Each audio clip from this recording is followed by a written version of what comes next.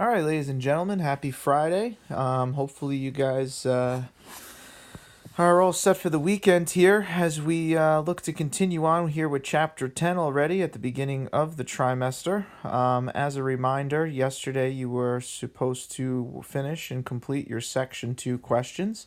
So if you haven't done so by now, please make sure that you submit those Section 2 questions here via eBackpack. And as you'll see today, for the weekend, you have your key terms due Monday and your questions due on Tuesday. So whenever you get a chance to work on those, you'll have some time here in class to work on both. So please make sure that you're following along with today's lesson, and then you can get started with some work. Section 3, we're really going to begin to change gears here. If you remember the title of the chapter, it's a time of growth and change, and I think we've seen a lot of growth and maturity from the United States' standpoint in sections 1 and 2, but now certainly change is on the horizon, and if anything, Mr. Fiore and I trying to come up with a title for section 3, we came up with the idea of from good feelings to a divided government. So from good to maybe some awkward feelings, so to speak, and it is highlighted by what becomes historically one of the most famous, yet at the same time controversial elections of all time, which seemingly really should have been a formality. All right, there's one political party, but what happens no one could have seen coming. So when we talk about the election of 1824, it would be important to mention that James Monroe, after serving 2 consecutive terms and 8 years in office, will not seek a third term in office. And as a result, the election of 1824 is an exciting time for the United States in the fact that what we have is an opportunity to elect a 6th president of the United States. Now, with one political party, the Democratic Republicans couldn't really get on the same page as far as who they would back. Remember I mentioned in 1820, James Monroe runs uncontested. But in 1824, as we have seen things play out in the United States during Monroe's presidency, is that while there might be one political party, we're starting to see division based off of the region in which congressmen are from, whether it be the North, the South, or the West. So what winds up happening is that essentially there's going to be 4 presidential nominees, and it is a loaded ballot, so to speak. And I want to talk about each of the 4 individuals that have the opportunity to be elected, and I want to work from this line right here. So we have William Crawford, Henry Clay, Andrew Jackson, and John Quincy Adams. Those are all major figures in the United States. And just to kind of reiterate as to what I was saying as far as a loaded ballot, at this time, William Crawford was the representative from Georgia. Rather popular, a former state senator, and at the time was the current Secretary of the Treasury. Now, remember we said a lot of economic profit in the United States, so when people's pockets are being filled and people are making money, they're going to be happy. So Crawford was a popular nominee, so to speak. Henry Clay from Kentucky at the time was the Speaker of the House, so he was chosen as the most important member of the House of Representatives. Obviously, his American system, he campaigns on that. He's all about building up infrastructure in the West. He is not necessarily supporting tariffs, but not necessarily against them, so he has a lot to bring to the table as well. Andrew Jackson, with very little to no political experience, he is a current senator from the state of Tennessee, but his claim to fame is he is a war hero. Similar to George Washington, Andrew Jackson's claim to fame is that he was known for his leadership abilities, and men loved serving under him. So because of this, Andrew Jackson is a popular nominee. Now, each of these 3 are qualified in their own right, but probably some considered to be the most qualified was John Quincy Adams. Okay, John Quincy Adams was the current Secretary of State. Some people looked at him as the most significant, the most important Secretary of State in our nation's history. And if history were to play itself out, Thomas Jefferson, previously a Secretary of State, became president. James Madison was Thomas Jefferson's Secretary of State. He became president. James Monroe was Secretary of State under Madison before he became president. And now John Quincy Adams. Okay, so the same political party, the Secretaries of State, for the most part, being elevated to the position of the presidency.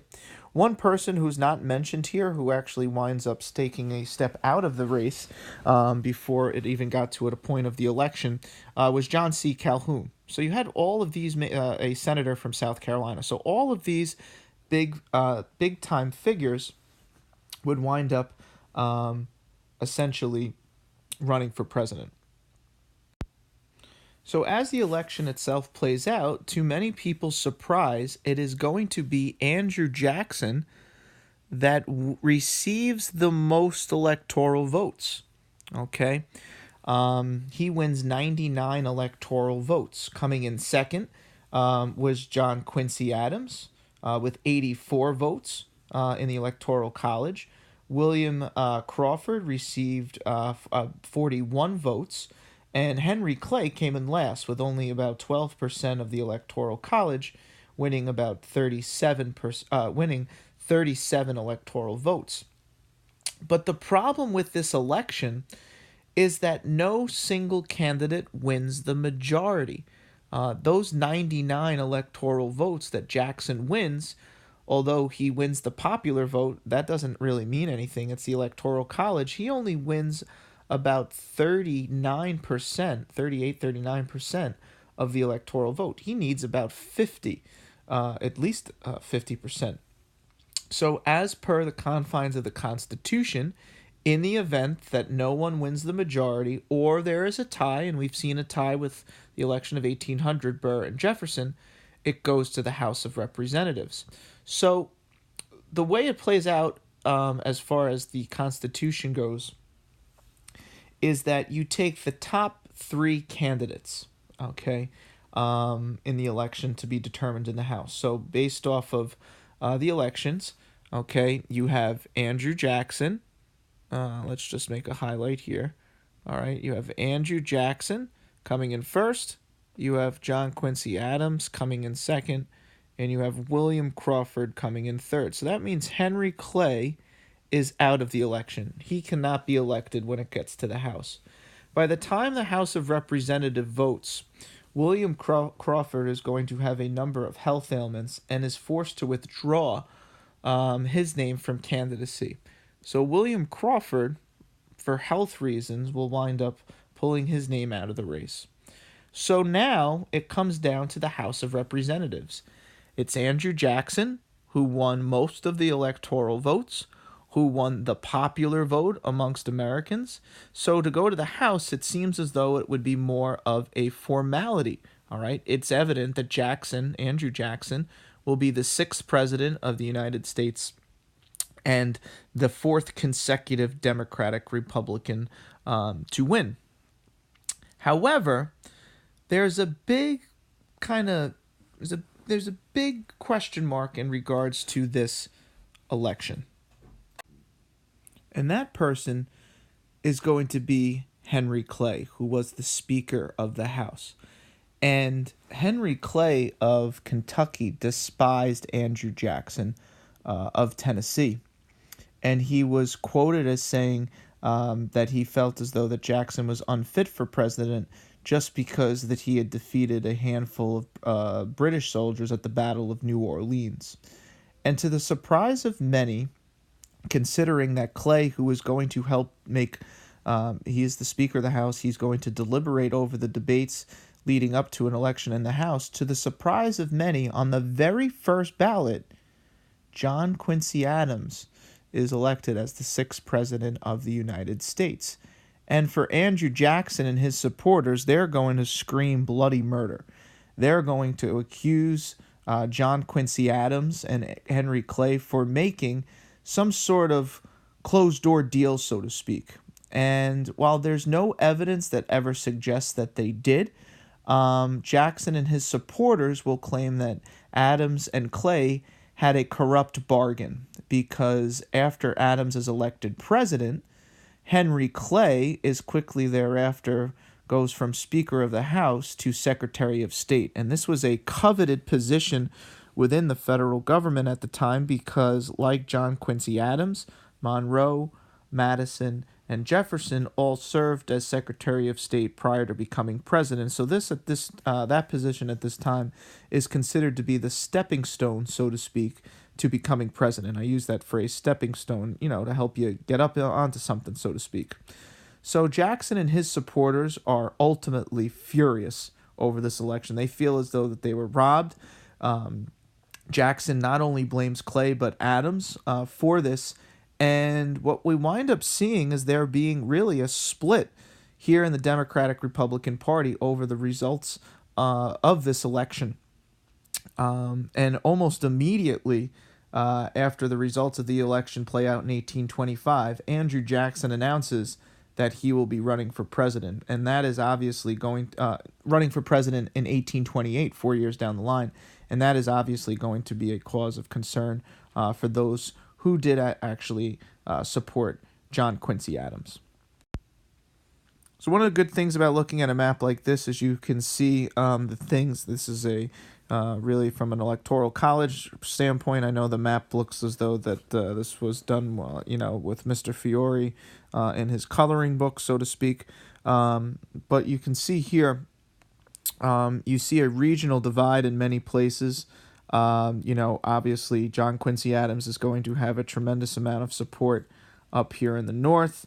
All right, Jackson has a tremendous amount of support out here in the west. Okay, Crawford winning his home state of Georgia and Virginia, which had 24 electoral votes. But as you could see, the electoral votes, how they play out, only 38% went to Jackson. So that's why it goes to the House. It's not the 50%. You could see here, even with the popular vote, we are a divided country. This was the era of good feeling, and we're in many ways regionally divided due to each of these candidates. And obviously, in the interest of time, if you have questions, I can get into this when I get back. But because of each candidate's economic policy is really one of the big reasons as to why we see such a divide regionally amongst the candidates here and the results of the election. So John Quincy Adams, something that should be coming to define his political career here in 1825, he is sworn in as the 6th President of the United States. He is the first president in our nation's history to be the son of a former president. His father was John Adams, who was actually still alive at this time. Just a fun fact, something that I think is worth making mention of. It would be on July 4th of 1826, 50 years to the day that the Declaration of Independence is signed, that John Adams actually passes away. And it is a complete coincidence, but his great rival, Thomas Jefferson, the author of the Declaration, dies on the same day, ironically. So these two once good friends becoming bitter rivals towards the end of their lives, still had a tremendous amount of resentment towards each other. They actually died on July 4th of 1826, 50 years to the day the Declaration of Independence is approved. So I think that's always just a cool fact to make mention of. For John Quincy Adams, though, from his political career standpoint, this is the worst 4 years of his political career. He will be, like his father, another one-term president. If you were to look up things that happened during John Quincy Adams' presidency, not a lot happens because there is always this perception, again, perception reality, even if Clay and Adams didn't make a deal to become Secretary of State to guarantee his opportunity to become president, the perception was that there was. And in Congress, anything John Quincy Adams proposes, if it is supported by supporters of him, those that supported Andrew Jackson's original nomination would not vote for it there is a complete divide in the Democratic Republican Party. And ultimately, John Quincy Adams' presidency is scarred by this. He was a visionary. He had good ideas. We made mention of yesterday the genius way of issuing the Monroe Doctrine, the State of the Union address that becomes economic policy. But simply due to political affiliation, he loses popularity not just amongst his own political party, but ultimately throughout the United States. And setting the stage for the election of 1828, it's going to be Adams versus Jackson, the sequel, all right? And then obviously this time around, it's going to be quite different. Heading into the election of 1828, or really even during John Quincy Adams' presidency, we do finally go back to a two-party system. We see a split in the Democratic-Republican Party. Those people that supported John Quincy Adams will now refer to themselves as National Republicans, all right? Whereas those people that supported Jackson refer to themselves as Democrats. So when you think about it, so to speak, we had the Democratic Republicans. So we see that split not only in the name, okay, between these two political parties, but more importantly, the political party that is formed out of the support for Andrew Jackson is the Democratic Party that we have today. All right, so when we look at the Democrats in Congress and the Senate, and they'll be having their presidential primaries beginning soon, later this year, it is a reference to the Democratic Party that was formed out of their support for Andrew Jackson. Because nothing much gets done in those 4 years as president, Andrew Jackson easily defeats John Quincy Adams in the election of 1828, and thus becoming the 7th president of the United States. Looking at a result in the Electoral College, Jackson will win 56% of the electoral votes, all right, with John C. Calhoun as his vice president, where John Quincy Adams only won 42% of the electoral 43% of the electoral vote in the Electoral College. Jackson, one of the big things he campaigned on, and what we'll talk about next week, is that he was going to be the president for the common man, all right, trying to bring about a more democratic era, so to speak. Jackson's election marks the beginning of what becomes known now as the Age of Jackson. So we go from really the Washington era to the era of Thomas Jefferson to the era of good feeling. And now this time in political history, we refer to it as the Age of Jackson, which is certainly met with a tremendous amount of controversy and many very important events that will set the stage for the future of the 19th and even into the 20th century. So we will get into Andrew Jackson's presidency when I return on Monday. So at this time, I'm going to ask that you open up eBackpack and start working on your key terms and questions for Section 3. Okay, your key terms will be checked on Monday, where your questions will be asked to be submitted on the eBackpack by Tuesday. On Tuesday, we are also going to have a Section 2 and 3 quiz. So we'll get our second quiz in of the trimester on Tuesday, followed up by your test on Friday. So just to kind of iron things out there for you. For those of you that didn't have your trimester exam grade signed on Wednesday, please make sure, this is your reminder, make sure to have it on Monday. And other than that, I look forward to getting back and continuing on. We have very limited time left together, so important for us to continue on. So if you have any questions about anything that I've gone over today or yesterday, feel free to email me. Obviously, feel free to stop by my office in the morning on Monday when we get back after the weekend. And if not, obviously, I'll see you guys all on Monday in class. Finally, make sure you thank your sub for giving up their free time to assist. And please make sure that you are not a nuisance in class. I find out everything. Yes, even you there in the back. Okay? So please make sure that you say thank you on your way out. All right? Have a great weekend and get to Mass. Take care.